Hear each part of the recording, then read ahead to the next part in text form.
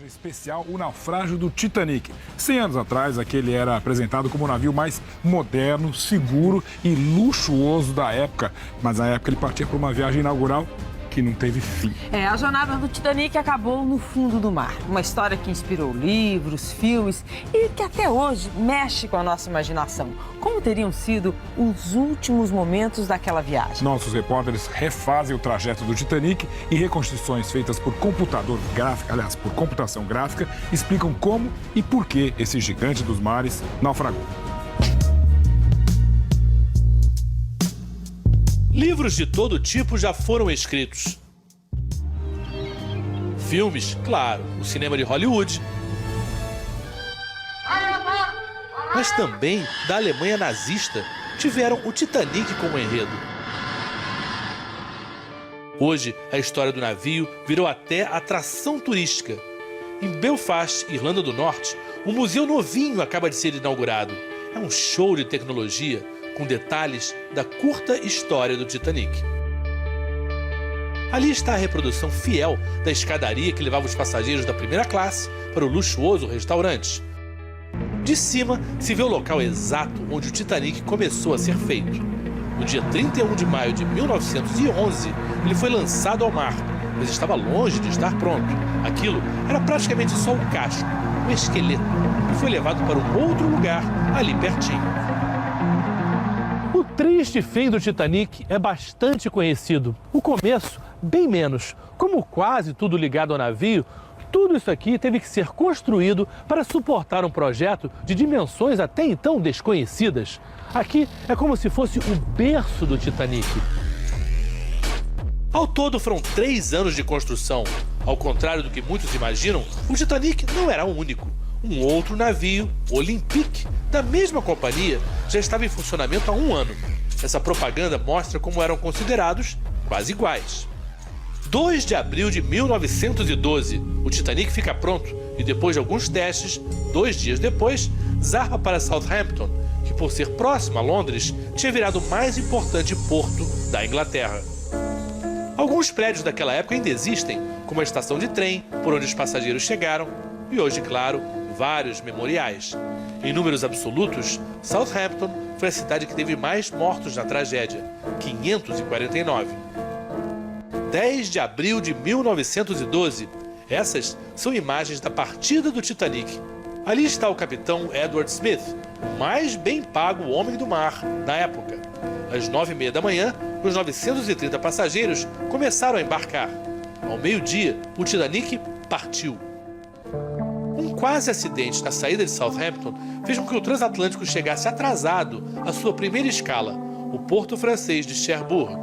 Ali embarcaram 142 passageiros que vieram de trem de Paris.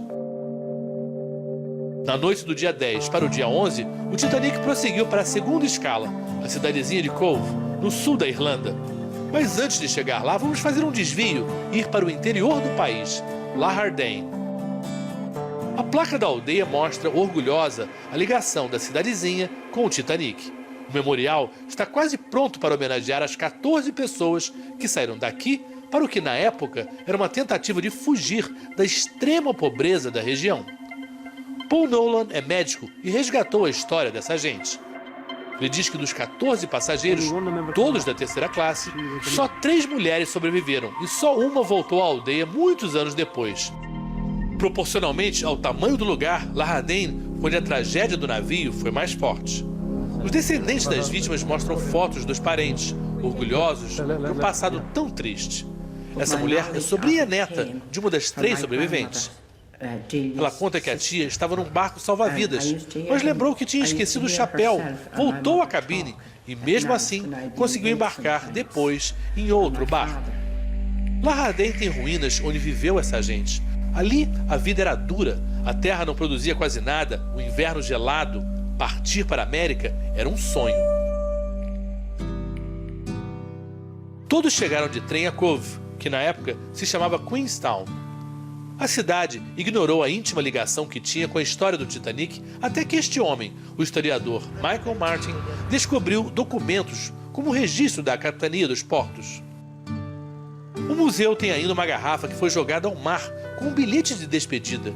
E correspondências com o papel de carta especial do Titanic. Michael mostra também a foto da velhinha que era bebê no Titanic e que morreu em 2009 com 97 anos. Era a última sobrevivente. Foi ela, conhecida como Malvina, que inaugurou essa placa, em homenagem aos mortos. Desse ponto se podia avistar o Titanic na entrada da Baía de Cove. No dia 11 de abril de 1912, ele chegou ao meio-dia. Segundo Michael, 123 passageiros subiram, 7 desceram. O prefeito foi dar as boas-vindas e por 1h30, comerciantes cadastrados entraram no Titanic para vender seus produtos. Além de levar passageiros e imigrantes com suas malas carregadas de esperança de uma nova vida, o Titanic, como outros navios da época, tinha um papel crucial no mundo. Eram eles que levavam o correio. A comunicação entre as pessoas, entre as empresas, entre os governos, era feita basicamente por cartas. E as companhias de navegação disputavam um mercado valiosíssimo, onde o mais importante era mostrar que tal ou tal navio era capaz de levar o correio com muita rapidez. Isso, mais do que qualquer outra coisa, explica a necessidade de velocidade, algo que para o Titanic acabou sendo fatal. Na noite fria de domingo, 14 de abril de 1912, o mar estava calmo, pois o Titanic recebeu o aviso de que às 11 horas entraria numa zona de icebergs. Na época, era prática que nesses casos deveria se tentar navegar o mais rápido possível para deixar o perigo para trás. Um raciocínio absurdo, equivalente a acelerar quando se está dirigindo com neblina. Foi quando os dois marinheiros que estavam em vigília avistaram o que mudaria radicalmente a história daquela viagem.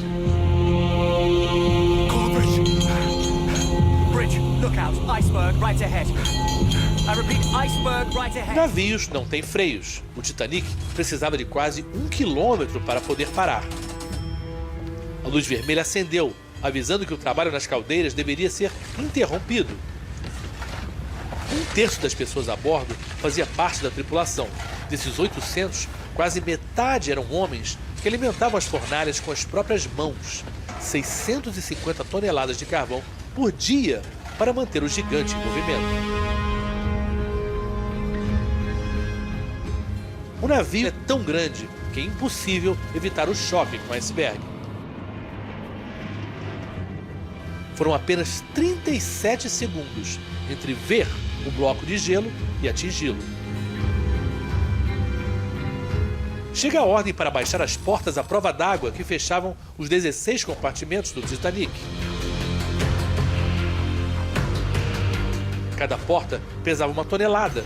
Elas levavam 30 segundos para se fecharem completamente. 30 segundos que naquele momento o Titanic não tinha. Às 20 para meia-noite aconteceu o impacto.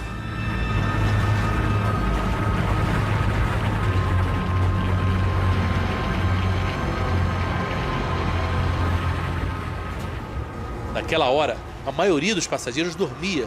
Quase ninguém se deu conta do que havia acontecido. Os primeiros a perceber algo de errado foram os trabalhadores da caldeira, número 6.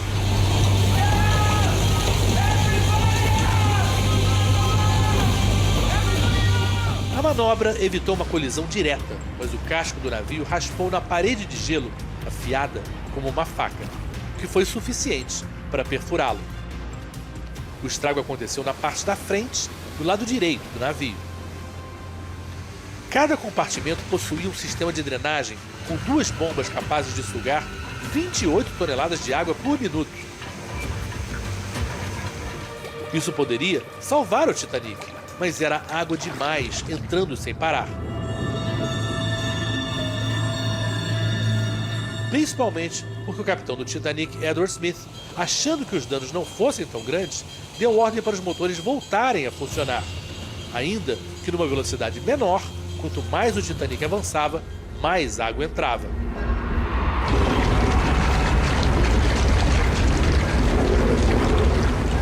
A notícia de que o sistema de drenagem era insuficiente chegou às 11h52. O capitão toma a decisão de parar os motores novamente, deixando o Titanic à deriva. All stop, Mr. Maddock.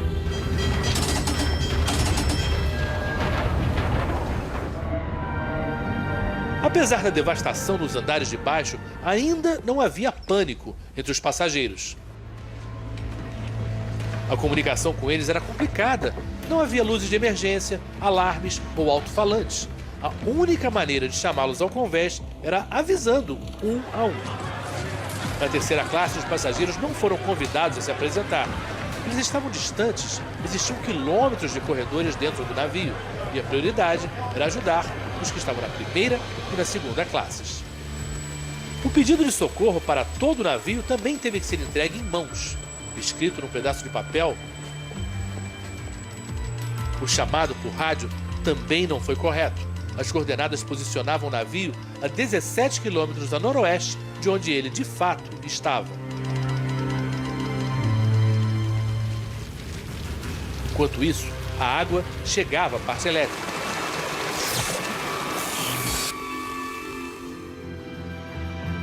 E os rebites da fuselagem, feitos de meio quilo de metal cada um, começaram a se soltar. Eles ficaram quebradiços depois de tanto tempo submersos na água gelada.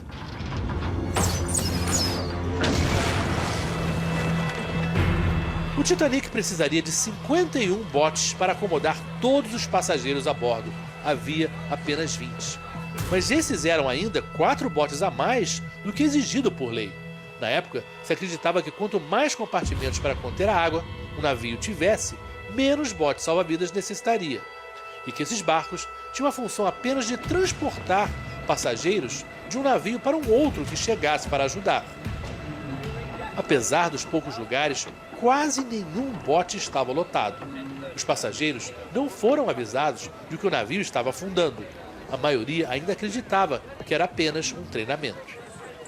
A ideia de abandonar um navio enorme para, numa noite gelada, embarcar num minúsculo barquinho no meio do oceano também era pouco atrativa. O primeiro barco salva-vidas só saiu 1 hora depois do impacto com o iceberg. Perdeu-se muito tempo.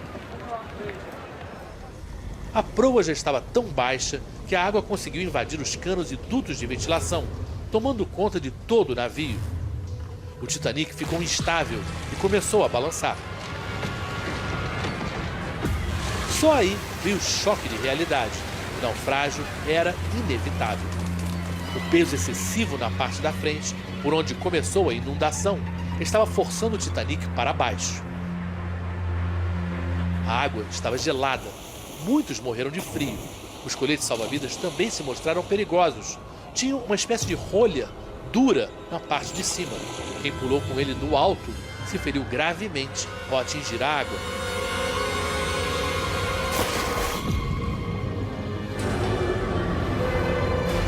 Os estrondos persistiram por alguns momentos até a estrutura simplesmente quebrar ao meio.